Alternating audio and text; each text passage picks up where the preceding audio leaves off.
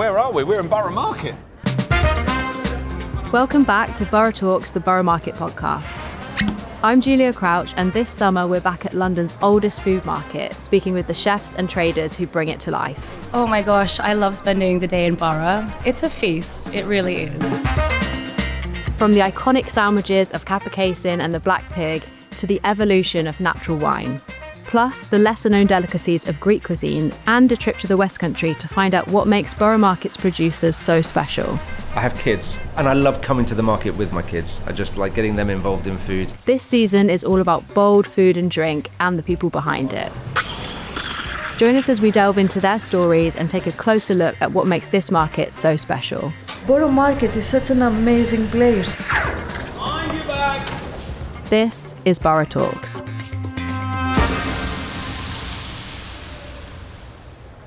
My guest today is Samantha Lim.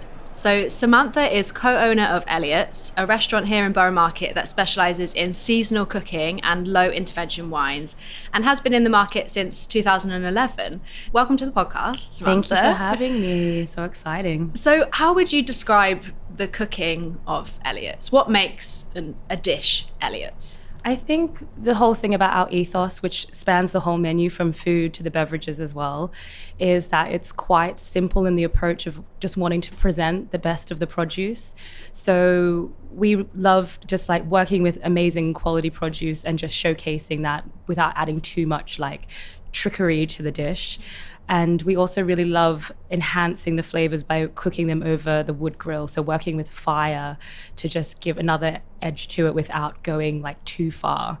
Keeping it really simple, letting the produce speak for itself, essentially. Is it a certain style? Is it like European or Italian or British? To be honest, we've gone through a few different phases where we've had little inflections from Europe, definitely. Our head chef is Canadian Italian, so obviously that sort of feeds into the menu development. But at the end of the day, what I've come to realize over these 15 years is myself and Brett, my partner, we're both from Australia, and coming from Australia, there's like not really a specific sort of Australian cuisine in terms of the international profiles. So we often just sort of bring together these different elements and just kind of see how it turns out. And I think that's sort of the approach that we've had, is having small references to different cultures without trying to appropriate them, but just sort of respectfully using produce from there and presenting that with the produce that we're getting from the UK. So it's really, really produce-led then, and like defined by seasonality. Was that always the idea from the beginning? Was that your kind of concept? From the beginning, the market was an amazing place to come and get produce. And so it made sense to like have a restaurant and a menu that was just purely focused on that, working directly with the traders in the market, going around, seeing what they had, and then developing the menu from there. As the years have gone by, we've encountered so many incredible other producers that are in the country but not in the market. So we've sort of shifted the focus a little bit in that sense. But the idea of just seeing what is in front of you and working with that was how the menu was developed. Is it all British produce? Most of it. We get a lot from Italy now as well through our suppliers, but as much as we can, we get it from the UK. And how seriously do you take seasonality? Like, would you ever serve something that was out of season?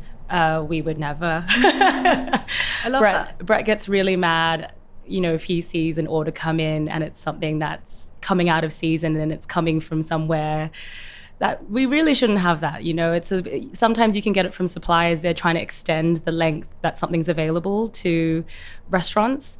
It's a tricky one, but we try and avoid doing things like that and just using things that we can get from our trusted suppliers. So it's really a very like open communication with them. Yeah. How difficult is that from like a restaurant perspective? You must have to be changing your menu really often and thinking on your feet a lot. Yeah, definitely, because you could have a dish that you're planning to have on the menu for, you know, a month or so. You train the team, everyone's excited about it, and then all of a sudden there's like an issue, and then, you know, you can't get that item, especially with seafood.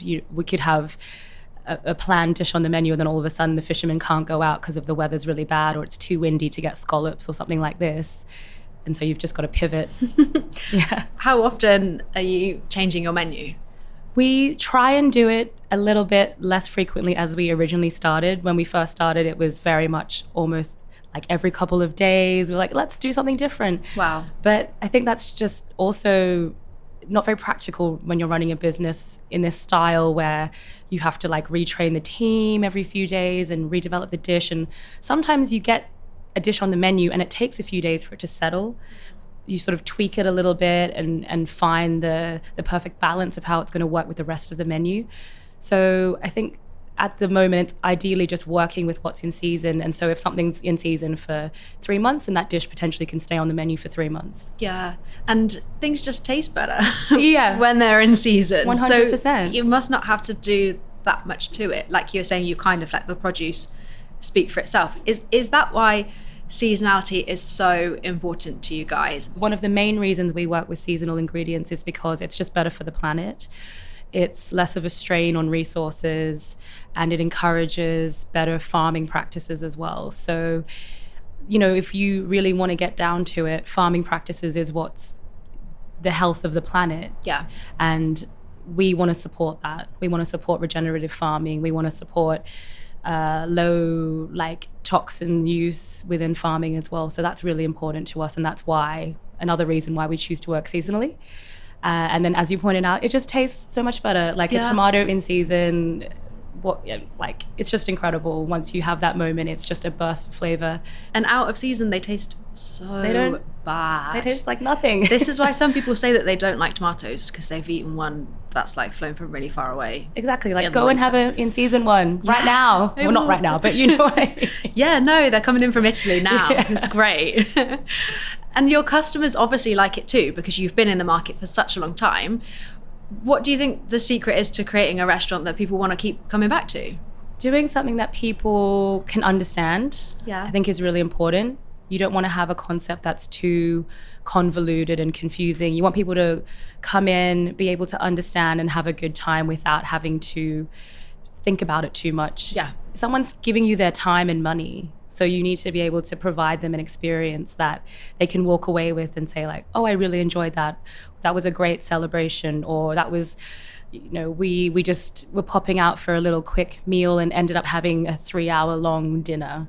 These sorts of experiences are really important, and that's what brings people back, these memories. And I think also being consistent is a really tricky one to sort of nail, but if you can get that level of consistency and quality and keep that balance, that's an incredible way to sustain a business, I think. And what kind of vibe do you want in the restaurant? How do you want people to feel when they're in there?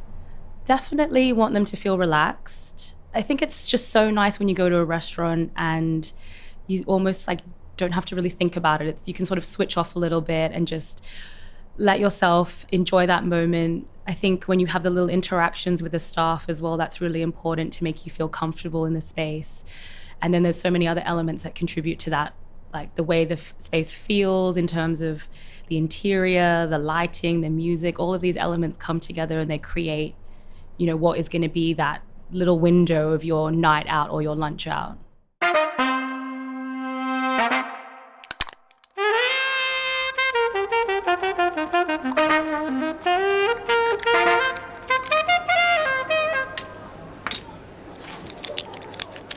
I know the menu changes all the time, but can you give me an example of like the type of dish that might be on the menu that people could expect?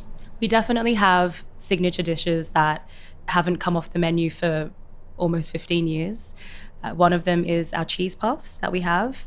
This is a snack that we've had on almost since the beginning of the restaurant, and I think there would be, or I would like to think that there's going to be riots on the street if it came off the menu.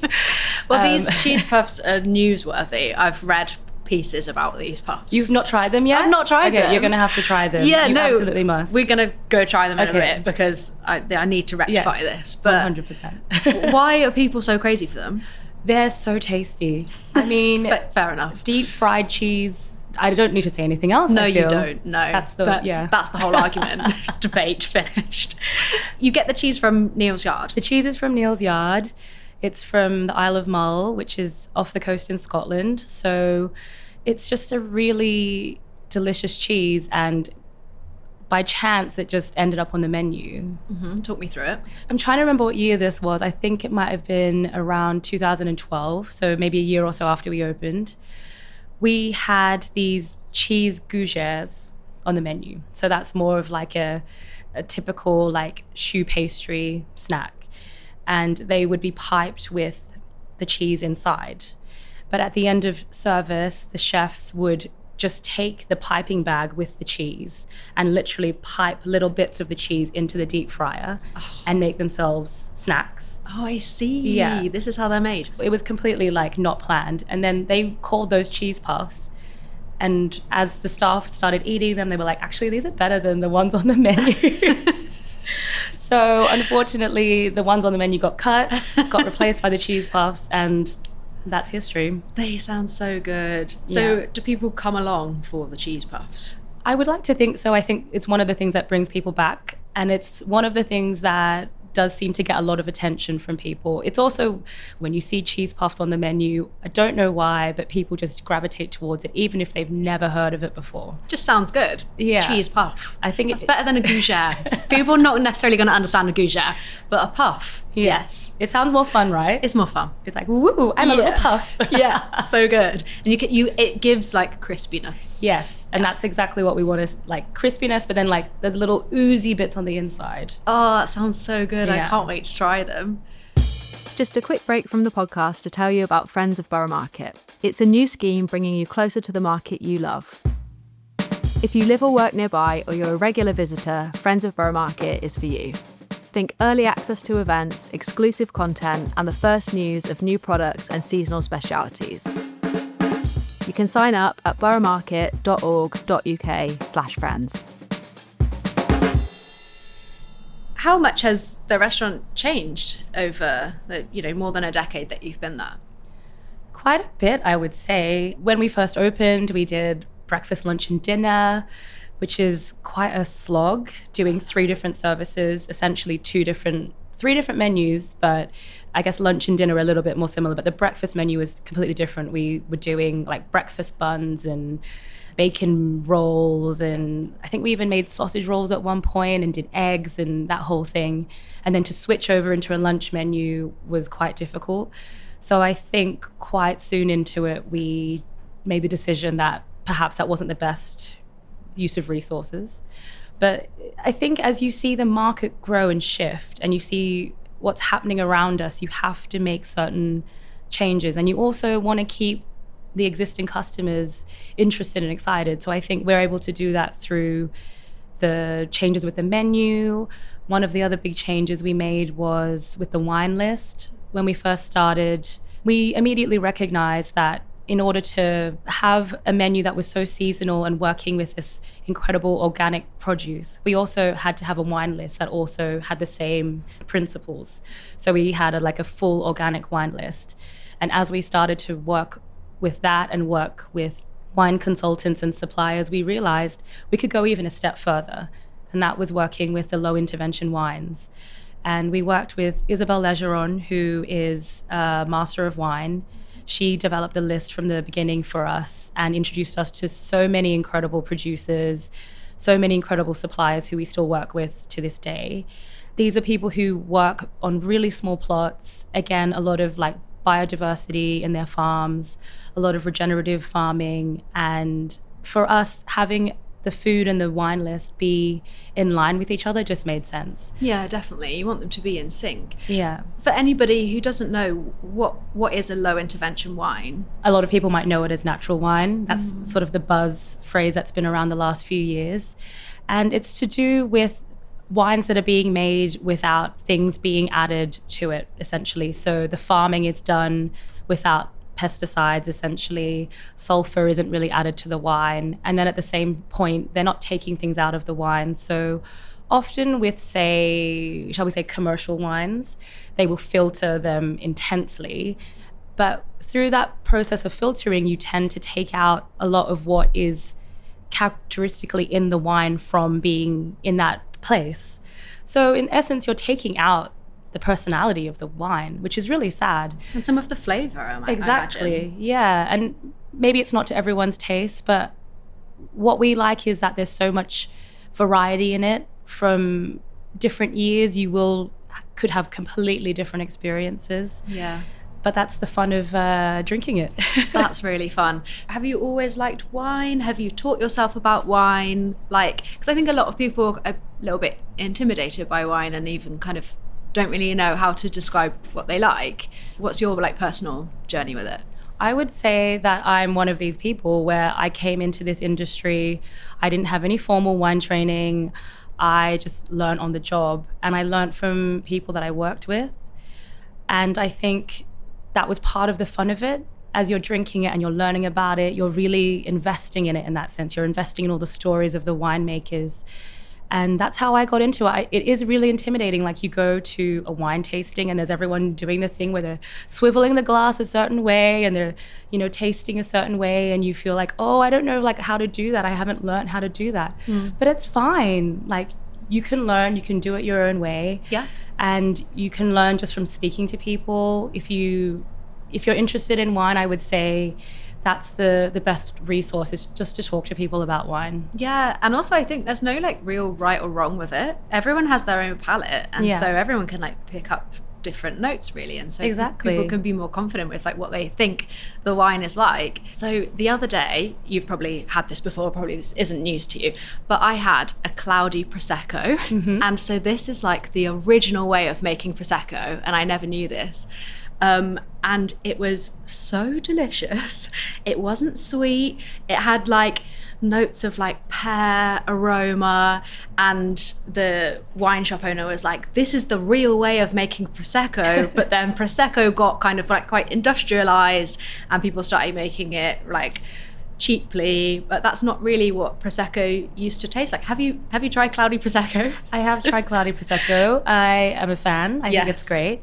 And that's exactly what this person told you is completely true. It's, if you think about wine when it was first started, hundreds of years ago, they didn't have all this machinery and all these things to make the grapes. They just had nature and they just worked with what they had. And I think it's just, that's what it is. You're drinking these things now how it originally was intended to be. Is natural wine and low intervention wine the same thing? Are they different? I mean, I think they're kind of the same. People have varying degrees. It's a whole, what do you call, can of worms opening up. Okay. Sometimes the conversation, some people say it has to be 0-0, where there's 0 added, 0 taken away. Some people say it's okay to add a little bit or take a little bit out depending on what happens. Okay. When you opened, this was a bit of a boom time for natural wine. How have things evolved over that time? It's been really incredible to see how it's been absorbed by the general public, because it was so niche when we first started. Right. We had to really explain to everybody the whole process of the making of the wine, and after a while it was quite exhausting to have to justify why we had this wine on the list. And so when it got to a tipping point, there were more restaurants in London opening, having these kinds of wines on their lists. It just meant that we didn't have to go into the whole theoretical reason why we have them.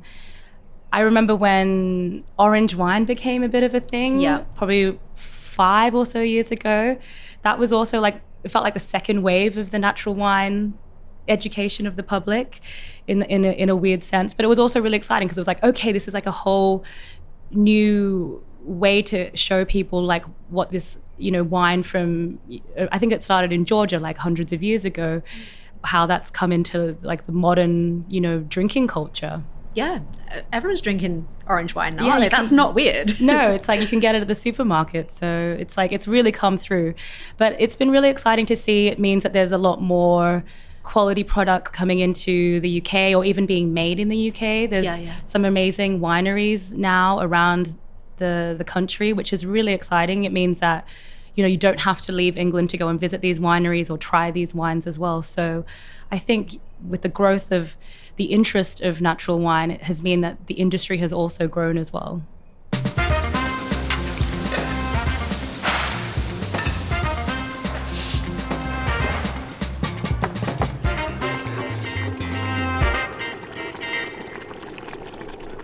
Where do you get your own food inspiration from? Did you always like cooking growing up, or Oh my gosh, honestly, I'm not a very good cook. Are you a good eater? I'm a good eater. I leave it all to Brett. Brett is fully responsible for all the cooking. I have been trying to teach myself like one dish at a time. I'm not getting very far with it, if I'm being honest. Also, working in Borough Market, it's just like you go out and you can have whatever you want. So there's almost no need to cook anything. What are some of the flavors that you just like really love? My background is Chinese Malaysian, so I really love those sorts of flavors. I like a lot of bold flavors. I love a lot of spice, but I also just love things that are like cooked well seasoned, well balanced. I'm very, very happy like to go on holidays in Greece and have a meal there, or Italy, or honestly anywhere. I really love going somewhere and just trying like what is the food of this place. Yeah. So you change your menu all the time, but some stuff stays on the menu. Aside from the cheese puffs, what else has stayed on the menu? The other dish that is a signature is the cheesecake, which These all seem very cheese related. Is that something? I actually really love cheese. Maybe I'm just like slyly like pushing that on the agenda. Yeah. The cheesecake, which has a really great story as well. Okay. It was the Basque cheesecake, which I think this was back in 2012, 2013. One of our chefs went to San Sebastian, tried this cheesecake, came back and spent, I think honestly, 8 to 9 months. Wow. Like trying to recreate it, trying so many different combinations of cheeses and whatnot. And eventually we added it to the menu, and it's just been something on there that's been forever. Did you guys start this trend? Because this was a big trend, wasn't it? A Basque cheesecake. And now they're kind of like everywhere. But do you think you started that? I don't know if we started it, but I think we would probably trends always start, there's like a couple of people doing it and that sort of builds the momentum. I would probably say, based on the receipts that I have, the photographic evidence, we were definitely in the sort of handful of people doing it in London at the time. And since we're talking about trends, I want to ask you if you think that there's any trends that restaurants are doing at the moment that are like really overdone and that you don't like. This is gonna sound so bad, but actually, like small plates. Well, I wanted to ask about small plates. It's just gotten out of control. The small plates, I think. I agree. It started off because we literally just called them small plates. Mm-hmm. But now it's become this whole like meme-ified sort of thing where it's, hi, yeah, we're a small plates restaurant. Do you want me to like talk you through the concept? Like it's a bit cringe, but also like we do that, so it's hard to like say that I hate it completely. But you have big plates on there as well, right? This is the thing, like our main focus is just like we have some dishes that are this size we have some dishes that are bigger because we work with like a whole fish, or we work with a bigger cut of meat, and it's, you're not going to take a like 500-gram steak and then cut it down into a tiny little dish necessarily. Mm-hmm. So that was the reasoning behind why we called the dishes small plates and then wood grill, for example. But I feel like we need a new way to do small plates. I don't know what it is, but like, let's get together, let's have a think. What can we do? Do you think small plates is literally just like a starter? Exactly. When people ask like, what is a small plate? I'm like, it's just an entree. They just rebranded. Since we were talking so much about the cheese puffs, and I've never tried one, I think we need to go and make that right. We need to go and correct this. Yes. Okay, let's go. As we're on our way to seek out these cheese puffs, I just wanted to pop up and say, if you're enjoying this episode and enjoying the podcast, please do leave us a review, tell a friend, and follow so that you never miss an episode. It really does help us, and we really want to grow this community of food lovers that listen to Borough Talks. Now get me to those cheese puffs. So we're here at Neal's Yard Dairy, and this is where you get your cheese for your iconic cheese puffs. Indeed, yes. What cheese is it, and tell me how you chose it? So Isle of Mull cheddar is from the Isle of Mull in Scotland. Mm-hmm. It's off the coast. It is just a really well-made cheddar. Without being touched at all, it tastes delicious. And the reason we came to use it was because when we first opened, the chefs would come into Neal's Yard and they would ask the team here, shout out to Fiona, what is tasting good right now? And they would just tell us what was tasting good. We would taste it. We would say, yep, perfect, let's put it on the menu. And I think when we did the cheese puffs, and they were originally on the menu as the cheese gougere, we were trying to figure out what to put in them. And we tried a few different ones and landed on the Isle of Mull cheddar. All right, well, let's try some cheese if we can. Yeah. You must be well accustomed with this cheese now. I think. I never get sick of it. Oh, wait, I took this one, but you should try it. No, I will. Okay, should we try it together? Yes. Cheers. Cheers. Oh, that's very nice. Nice and sharp, I think. That's a good way to describe it. But still creamy. A lot of depth of flavour. The complexity reveals itself. Quite deep. Oh, it's so good. So delicious. Yeah. Let's go try that in the cheese puff. Yeah, let's do it. We're here in Elliot's. We've secured the puffs.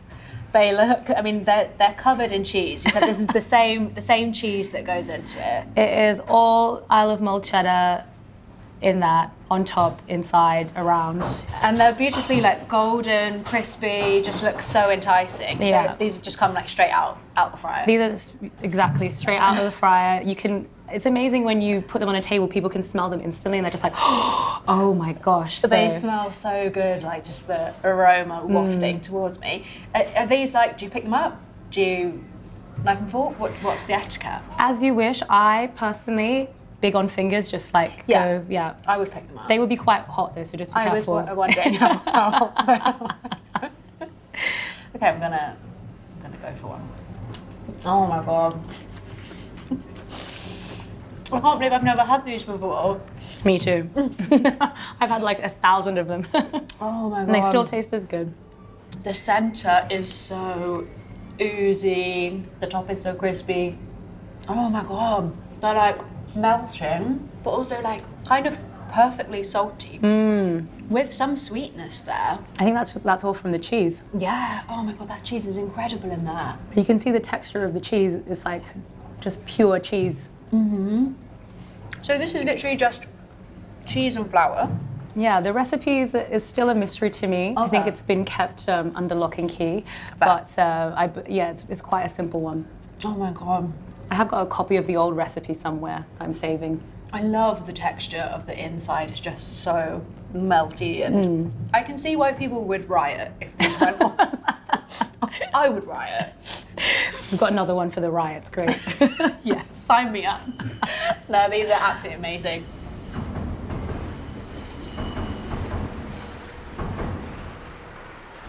So as someone who's been in Borough Market for a long time, I want to know your insider tips. Like, where are you going? Where are you shopping? What are you having for lunch? What's your perfect day in Borough? Oh my gosh, I love spending the day in Borough. It's a feast, it really is. When I come in for work and I have a lunch break, if I get a lunch break, I always like plan in advance where I'm gonna go. One of my favorites for lunch would be Mei Mei, because I love the Singaporean style food. That's, something that I grew up with.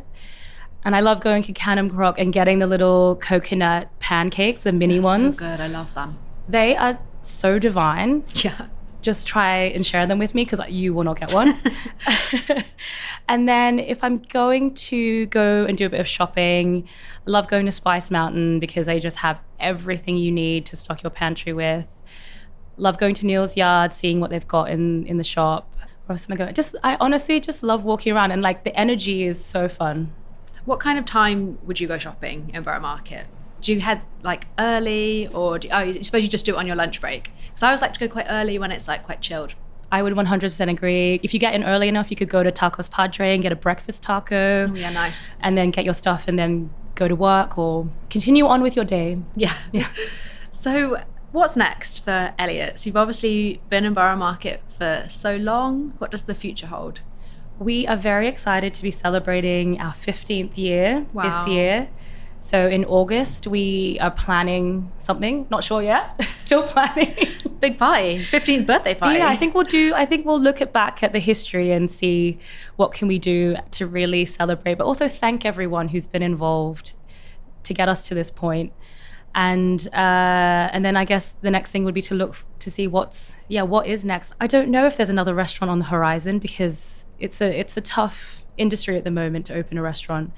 And I think we're just really happy to make sure that this one still is really good. Continues to thrive. Yes, exactly. Yeah. Well, you're in the best place. Exactly. Yeah, we're so lucky to be in the market. We love it. Cool. Thank you so much, Samantha. It's been great to speak to you. And yeah, I want to come and drink some of your wines. Thank you for having me. You have to come in for a wine. Thank you. It was so great to hear from Sam about the evolution of natural wine and how Elliot's has evolved alongside that to become a modern-day institution of its own.